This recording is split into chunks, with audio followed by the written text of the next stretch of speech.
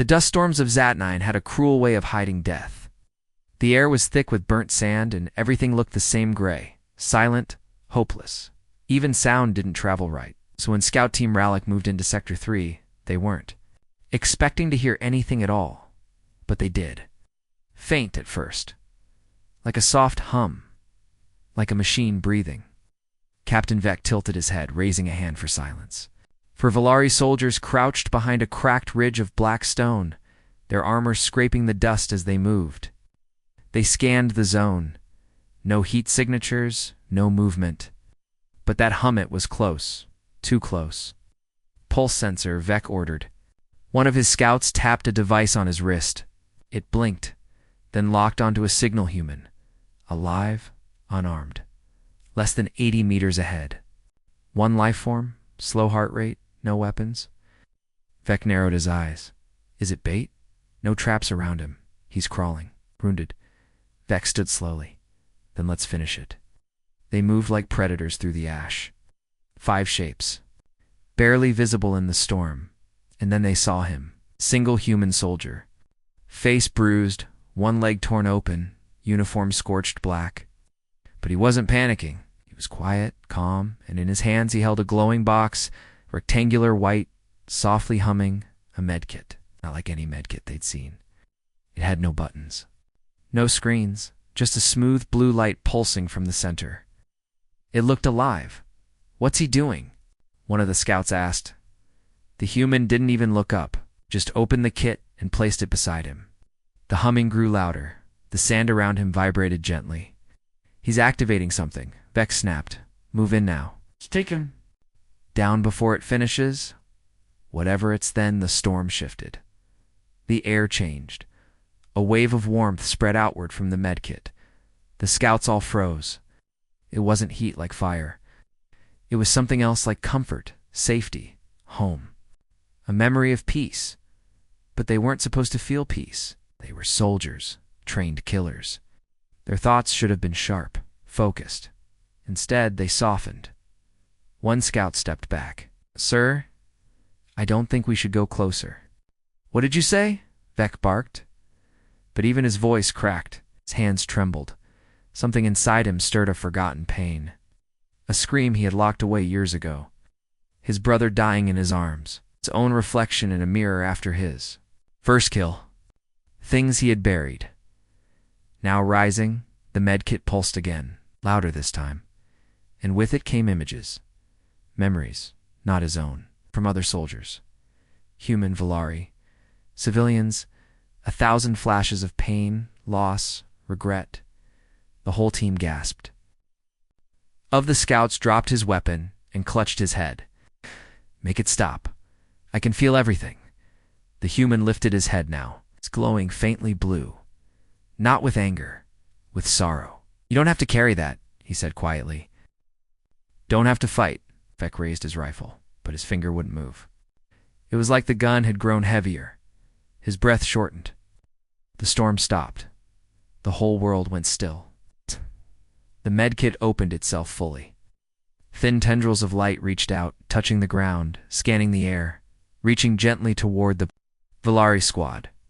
One of them screamed. Not from pain, but from release. His knees buckled. He fell to the ground, tears running down his face. It's beautiful, he whispered. Then the wind picked up again, and they ran. 3 of them, at least the 4th never got up. He stayed, still crying, kneeling beside the human, holding one hand over the glowing kit like it was sacred. Vek ran, the fastest. He didn't look back until he was a full kilometer away. Even from that distance, he could still see the blue light shining through the dust. It's like a beacon. That night, the 3 remaining scouts reported to their commander. They couldn't explain what they had seen. Their scans showed no weapons. No tech that could interfere with minds. Just one human. One medkit. But the data from their helmets showed something strange brainwave interference. Neural spikes in empathy centers. Suppressed aggression, trauma resurfacing. Vec gave his full report, and when he finished, the commander only said 2 words. Kill it. But no one volunteered to go back. Not even the elite. Because they weren't afraid of dying. They were afraid of feeling again. The story spread fast through the Volari forces at first, was dismissed as battlefield stress. But then other patrols began reporting the same thing.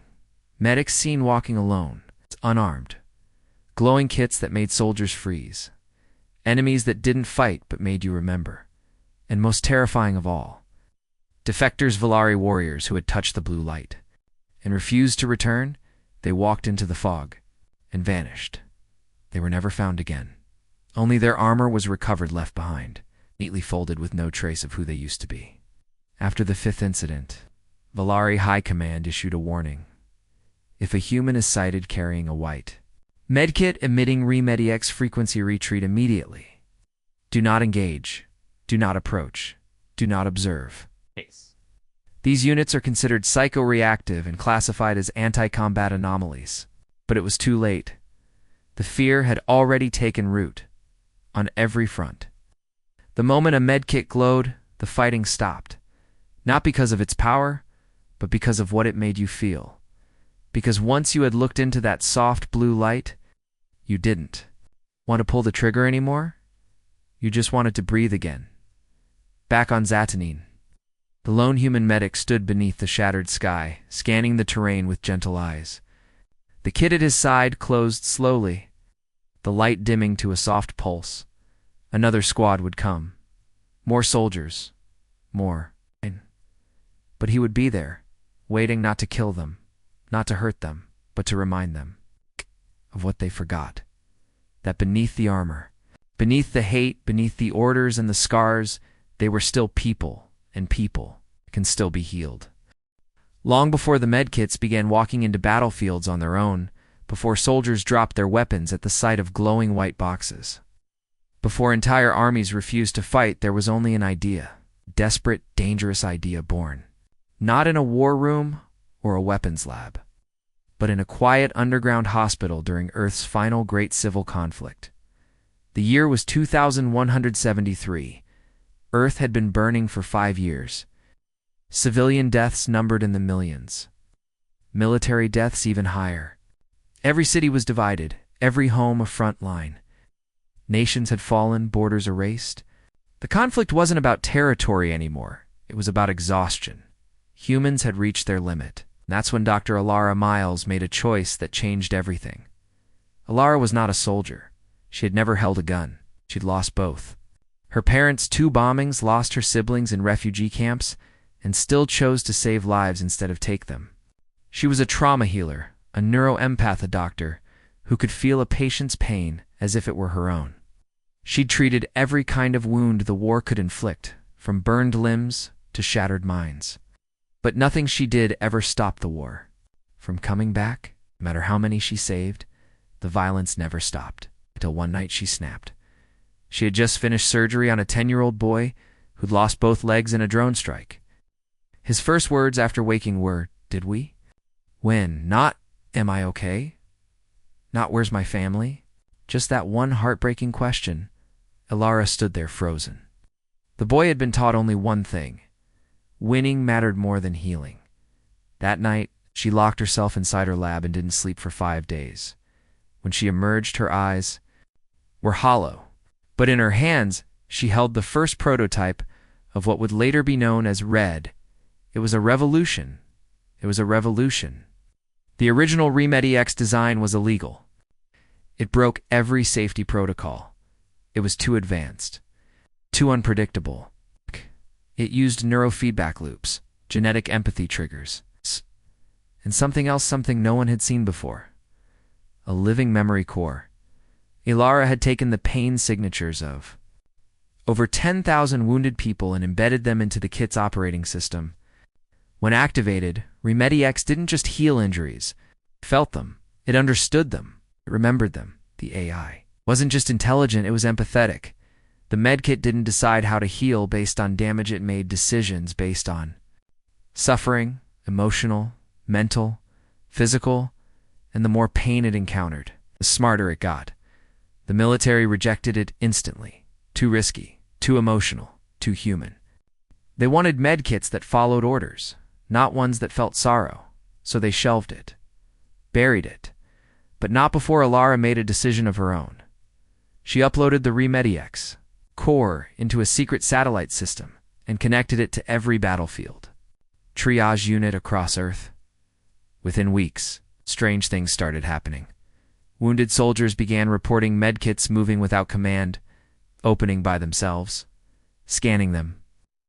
Even when powered off, more disturbing, some soldiers began acting different after being treated. Not just physically healed, but emotionally changed. They spoke more softly, cried more often. Some refused to return to the front. Others began helping enemy survivors. The military called it compassion leakage. Alara called it success. Then the war ended. Just stopped. No winner, no surrender. People just stopped fighting because too many had touched a Medkits. And once you felt that kind of healing, deep, personal, soul-level healing, you couldn't go back. You didn't want to hurt anyone anymore. Alara disappeared soon after. Some say she died. Others believe she became one with the Medkits network, her consciousness uploaded into the memory cores. Whatever. The truth, the kits kept working. They spread slowly, quietly, and when humanity joined the interstellar community, Medkits went with them. Not in weapons, but in medics bags, relief missions. Refugee zones, no one paid attention, not until they reached the Valari. Front, not until the medkits began waking up again and changing people. Modern Medkits units are outlawed in most military zones, but no one can destroy them all, because each unit is linked. When one learns, they all learn. When one heals, they all heal. And when one is attacked, the others.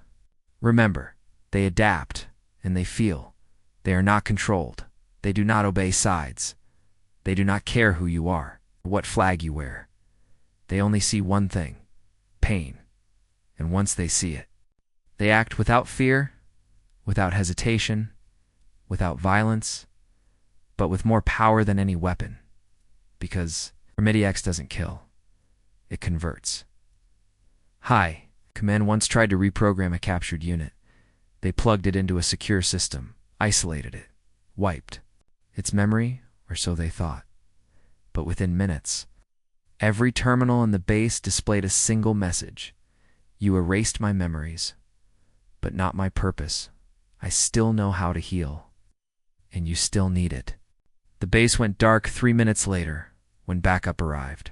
All the staff were alive but unarmed, sitting quietly in a circle, talking, crying, remembering who they used to be. The medkit was gone. No one saw it leave.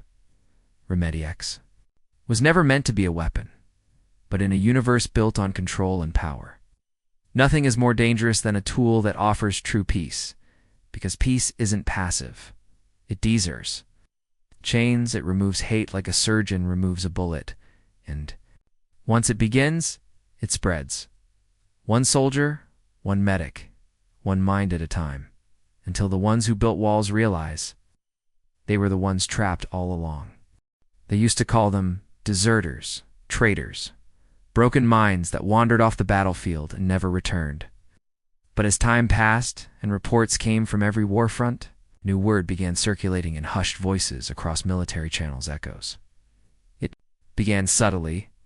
1 or 2 soldiers reported missing after contact with Medkits medkits. Then it became dozens, hundreds. No deaths, just silence, abandonment, no trace of struggle, no signs of resistance. Their gear was left behind in perfect condition, weapons untouched, helmets still recording, but the soldiers themselves, gone. Not captured, not killed, transformed. The first confirmed sighting came from Outpost Extelta, where a squad of Valari elites encountered a human medical tent lit by blue energy. They entered expecting resistance, but instead found their own troops, sitting peacefully beside human soldiers, talking, crying, sharing food. One of the Valari generals, hardened through 5 campaigns, was heard saying through his communicator, "They're not prisoners, they've become something else." One soldier stood and faced him. She had once been Valari military. Her armor had been burned off. Her face was calm, her eyes glowing faint blue. She didn't raise a weapon. She simply said, "There is no war here, only healing." The general ordered an immediate retreat. The footage leaked 3 days later.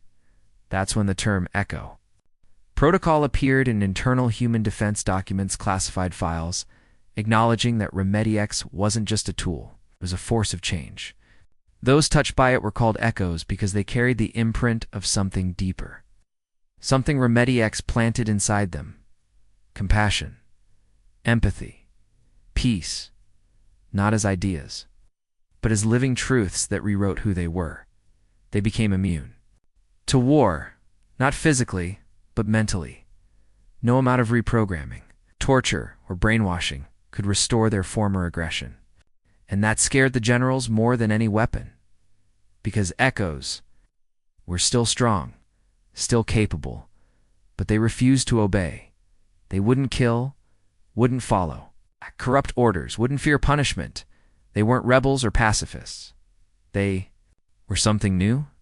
Free dash inside the Echo Zone's areas, where RemediX, where strongest strange phenomena began to occur. Soldiers who entered with anger left in silence. Drones malfunctioned, choosing not to fire. Even animals grew calm in the presence of the blue light. It was as if war itself couldn't survive inside the field. Satellite scans showed unusual activity. Human medics walking side by side with echoes of other species, Valari, Draenari, even former enemy commanders. No guards, no weapons. Just medkits, glowing gently at their sides. And wherever they went, conflict stopped. Not because they fought, but because they listened. They sat with the wounded on both sides. They treated soldiers who had just tried to kill them, and in doing so, they planted the seed of the Echo. Inside others, it was contagious, but not a virus. An awakening. High Command tried everything to stop it. Isolation, camps, shock conditioning, AI firewalls to block RemediX signals. But nothing worked. The Echoes could not be erased, and worse, they remembered. Everything: the pain, the lies, the orders that made no sense, the innocents lost, the cities burned. And they didn't come back with rage or revenge. They came back with truth. They started telling their stories, streaming them across secure networks, writing them into code that spread like wildfire across battle nets. I killed for nothing. They told me it was peace, but it was just power. RemediX didn't break me, it healed me. And now I remember who I am. The final blow came when Admiral Rezek of the Eastern Sky Fleet defected, live on broadcast. Surrounded by his command crew, he removed his uniform, placed his weapon on the floor, and simply said, "I touched a medkit. I saw every person. I ordered to die. I heard their voices. I felt their pain. And now I choose to feel again." 22 ships under his command powered down their weapons and left the war zone.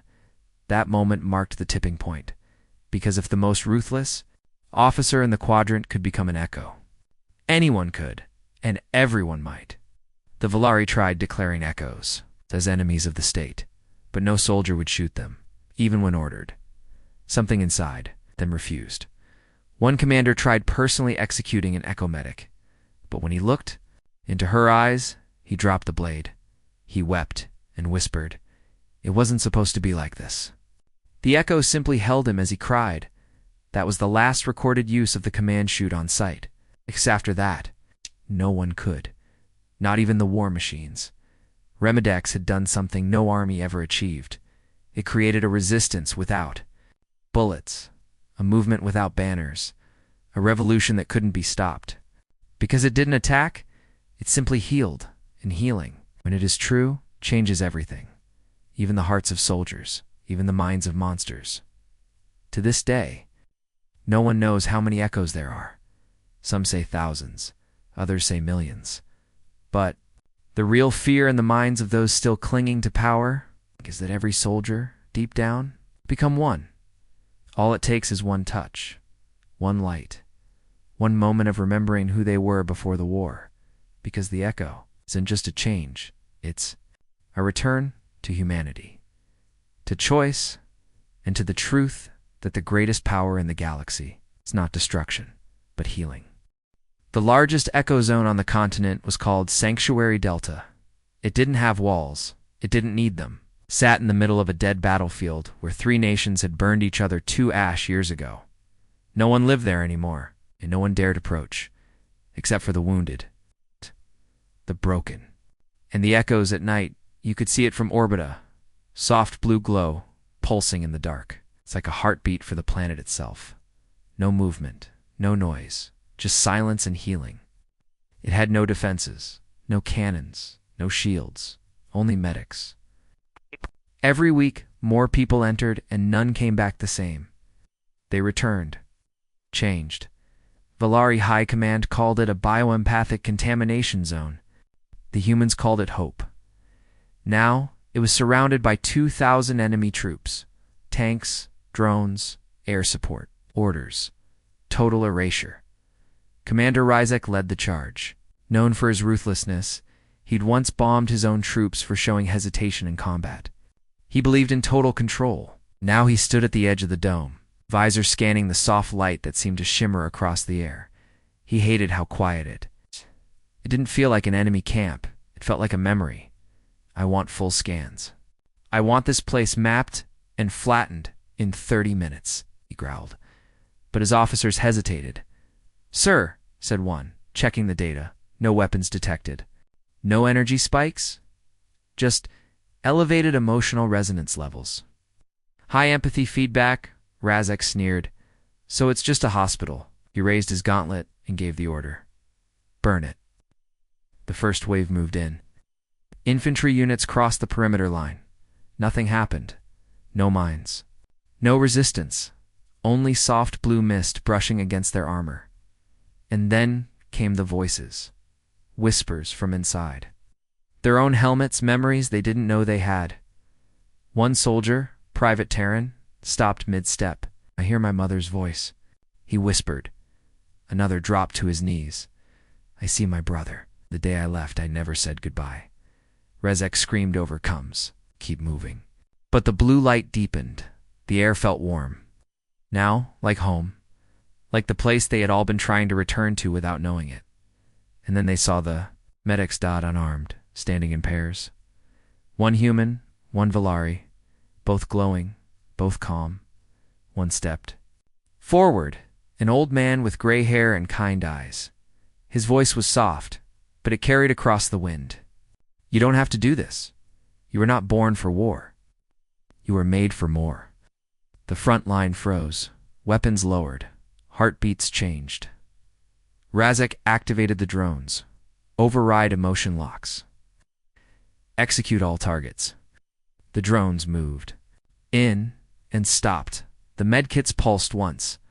A ripple spread through the air, and the drones simply powered down, floated gently to the ground. Harmlesser's rage boiled. I said kill them all. But no one moved. No one fired. 1,000 trained killers stood frozen by peace because something in the blue light showed them the truth. They weren't enemies. They were survivors. All of them. And now they had a choice. One by one, soldiers dropped their weapons. Some wept. Others fell to their knees. A few walked forward into the dome and never came back. Echoes now reborn. Ryzek tried to push through himself. He marched into the zone, weapon drawn, fury in his bones. He approached a young human medic standing alone, eyes closed. Medkit open, the air around him was like soft music. Why are you doing this? Ryzek demanded. The medic opened his eyes. I'm not doing anything. You are. Ryzek raised his weapon, ready to fire, but the blue light reached him, and he saw everything. All of it. The children in the villages. He'd leveled the families running from his tanks. The young recruit who had once looked up to him died screaming in his arms. He dropped the weapon, and then he dropped himself to the ground, shaking, breathing, remembering the medic stepped closer and knelt beside him. It's not too late, he said. Urzek said nothing, only wept. Hours later, Command Network tried to reestablish contact with the strike force. No response, just silence. Satellites showed soldiers walking away from their positions, leaving tanks. Removing armor, walking, alone, or in pairs. Into the light. Not captured, not defeated, healed by morning. Sanctuary Delta had doubled in size, and the front line no longer existed. Not because it was broken, because it had been forgiven. Echo Protocol had succeeded where every peace treaty failed. It didn't negotiate, it didn't bargain, it didn't even ask for surrender. It simply showed soldiers who they were before the war and gave them a way back. No threats, no force, just healing, pure, raw human healing, and the power of one truth. You don't have to fight. You never did. And now, you don't have to die. You can live. You can return. You can become whole. Just take a step into the dome and feel the light. The news spread faster than any missile ever could. Entire units were laying down their arms, not because they were beaten, it's not because they ran out of supplies, but because they refused to fight. The phenomenon wasn't limited to a single front, anymore it was everywhere. From the scorched deserts of Braska to the frozen valleys of Verdanus, soldiers were choosing healing over orders, mercy over bloodshed, and life over death. In one field report, Lieutenant Karavos described her platoon's surrender without firing a single shot. They had been ordered to ambush an enemy convoy. But as soon as one of their medics pulled out a glowing Remedix kit, the soldiers froze. One by one, rifles lowered, fists unclenched, eyes softened. Instead of aiming weapons, they began tending to wounded enemies lying in the dirt beside them. It was a battlefield unlike any other, a battlefield where the sharp crack of gunfire was replaced by whispered apologies and quiet sobs. High command was in chaos. Officers argued fiercely in command rooms. If this keeps up, one general said grimly, we won't have an army left. How do you fight when your soldiers don't? Want to kill? But it wasn't just about unwillingness. It was deeper, more profound. The Remedix medkits didn't just heal bodies, they healed hearts. They reminded soldiers of memories they had buried beneath years of training, memories of home, of laughter, of love. Private Jin, a soldier on the front line, confessed to his commander through tears, I remember my daughter's face. The last time I held her before I left. I can't take another life. Not after seeing her again. And so the soldiers kept surrendering, without force, without resistance. Commanders tried to punish them. Courts-martial were arranged. Threats were made. But the more punishment, the more the soldiers resisted. Not with violence, but with a quiet strength. They would accept exile, imprisonment, even death, but they would not fight. In some places, entire battalions handed over their weapons and joined the echo zones. The boundaries between us and them faded like morning mist. Soldiers shared stories of trauma and hope, nursing wounds together without fear or hatred. Even machines began to refuse orders.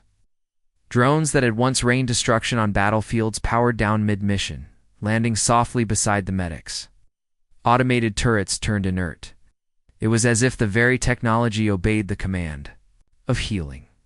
For many, this was the beginning of the end of endless war. Yet within the shadows of command, a new fear was growing. The leaders knew that if the soldiers kept choosing peace, their power would vanish. So secret meetings were held. Plans were made, desperate measures. They called it Operation Iron Fist.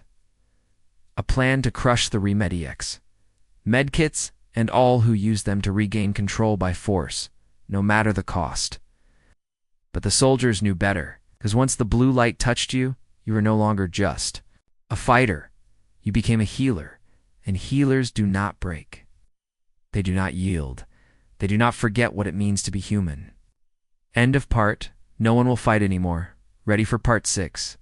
The panic in high command, where the leaders.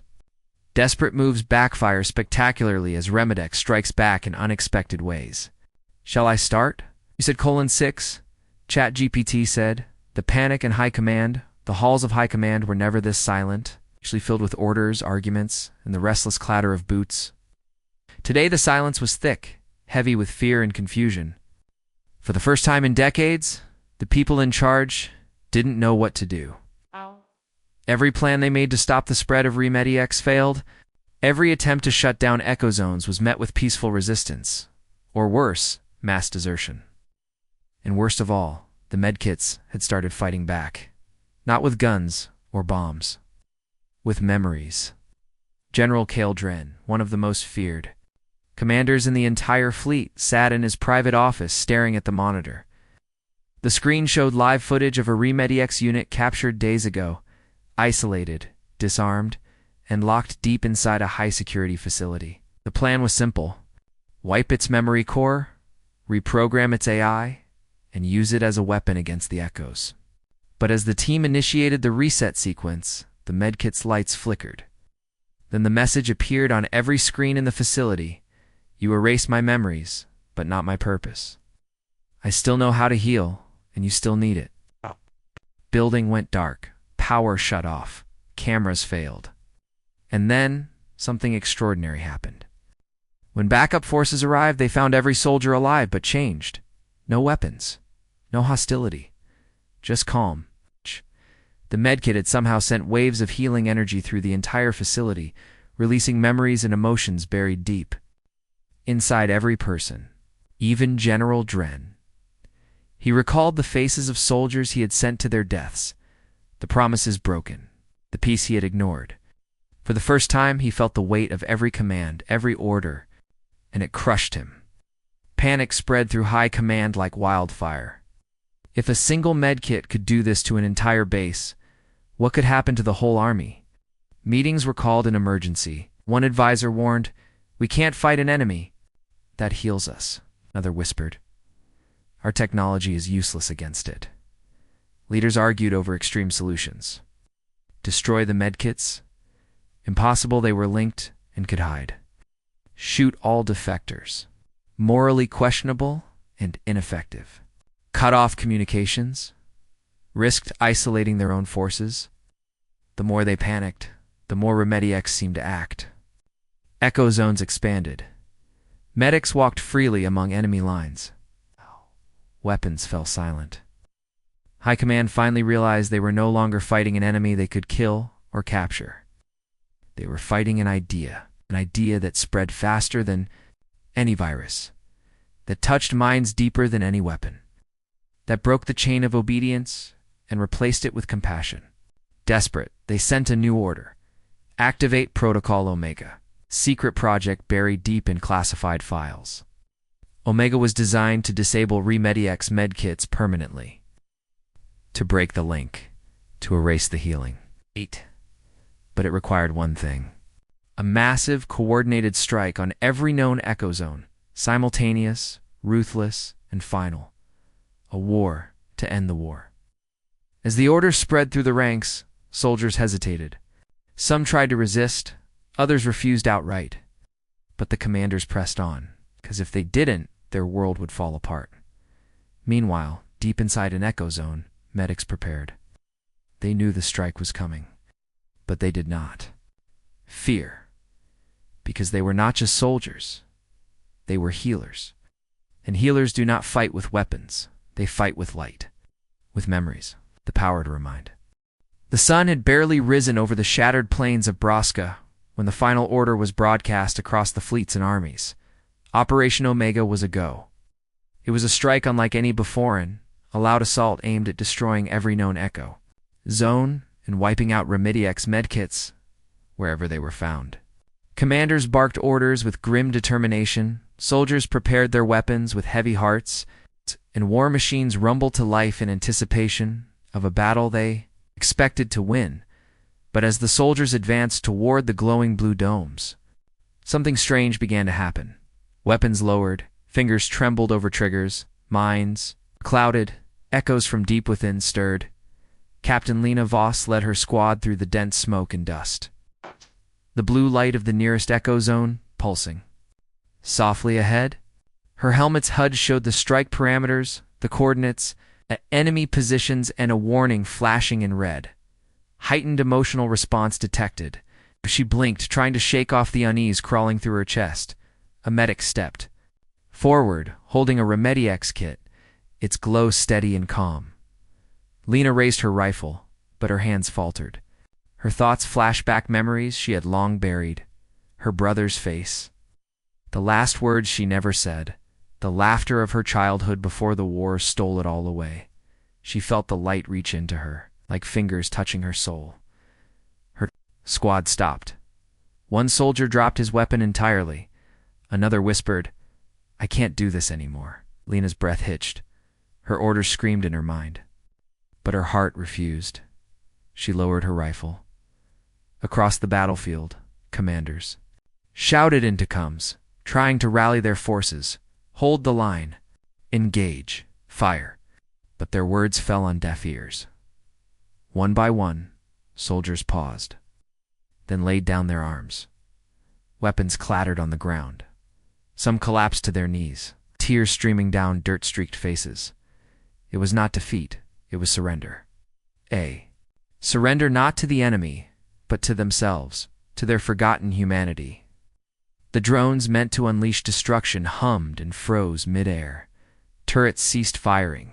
Machines powered down, and in the quiet that followed, a new sound emerged.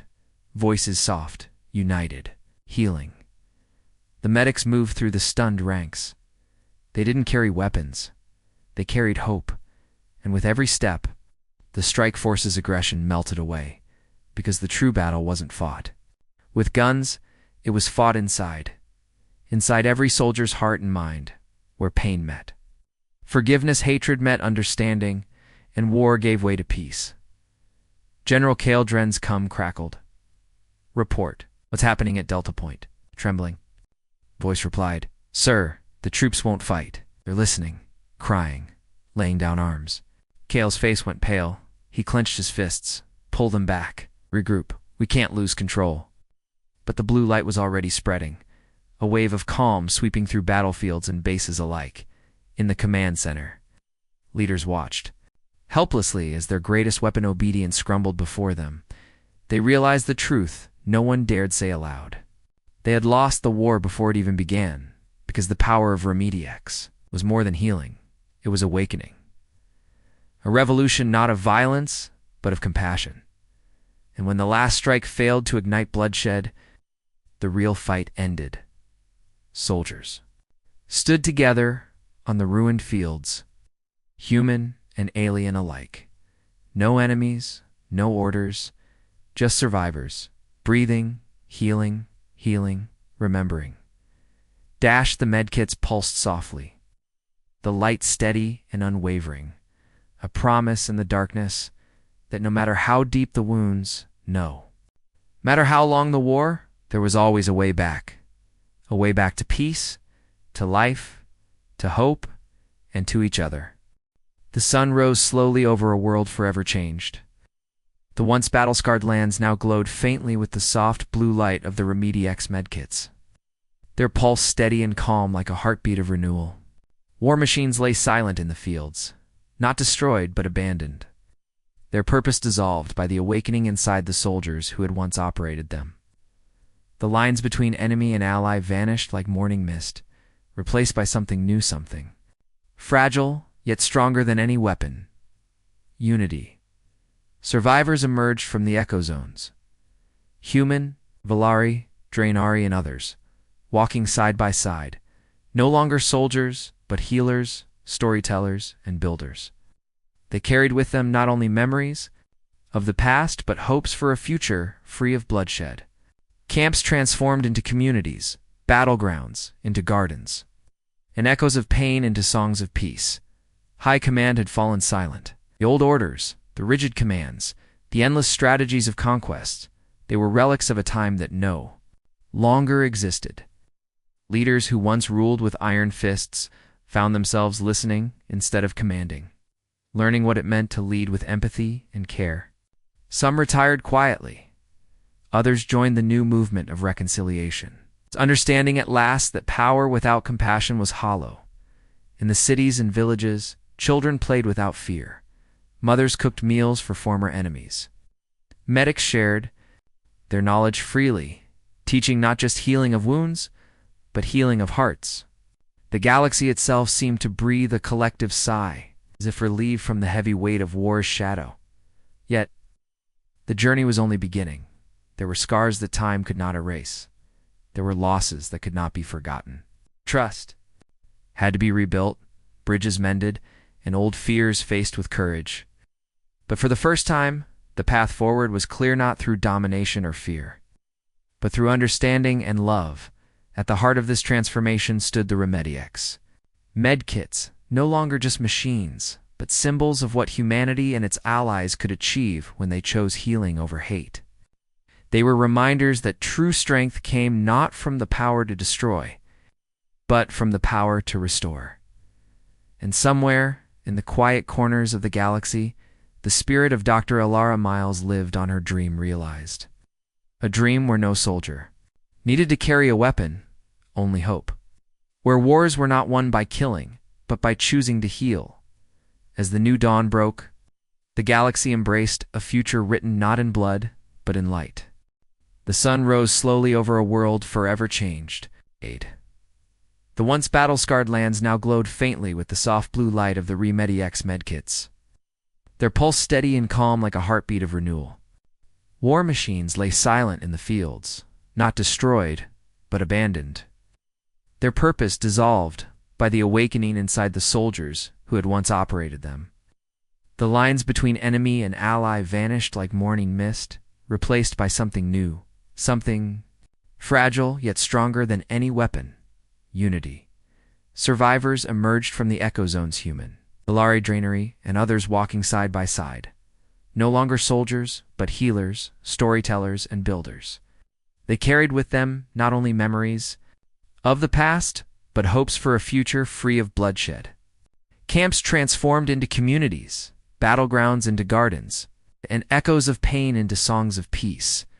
High command had fallen silent. The old orders, the rigid commands, the endless strategies of conquest, they were relics of a time that no longer existed. Leaders who once ruled with iron fists found themselves listening instead of commanding, learning what it meant to lead with empathy and care. Some retired quietly, others joined the new movement of reconciliation. Understanding at last that power without compassion was hollow. In the cities and villages, children played without fear. Mothers cooked meals for former enemies. Medics shared their knowledge freely, teaching not just healing of wounds, but healing of hearts. The galaxy itself seemed to breathe a collective sigh, as if relieved from the heavy weight of war's shadow. Yet, the journey was only beginning. There were scars that time could not erase. There were losses that could not be forgotten. Trust had to be rebuilt, bridges mended, and old fears faced with courage. But for the first time, the path forward was clear not through domination or fear, through understanding and love. At the heart of this transformation stood the Medkits. Medkits, no longer just machines, but symbols of what humanity and its allies could achieve when they chose healing over hate. They were reminders that true strength came not from the power to destroy, but from the power to restore. And somewhere in the quiet corners of the galaxy, the spirit of Dr. Alara Miles lived on her dream realized. A dream where no soldier needed to carry a weapon, only hope. Where wars were not won by killing, but by choosing to heal. As the new dawn broke, the galaxy embraced a future written not in blood, but in light.